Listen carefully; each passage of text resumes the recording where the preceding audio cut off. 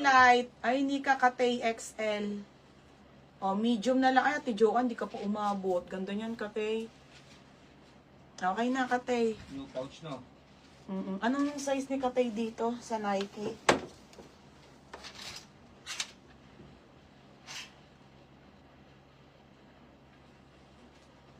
Ito yung 230 at pagat na. Tapos naman nalagay yung ito.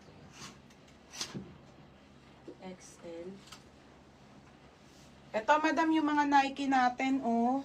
Sobrang ganda. O, flex ko lang tong pang men, ha. Baka may mabetan kayo. Para masabaitan natin siya shipping, ate, ha. Okay, ito Katay yung namain mo. Tatabihan kita.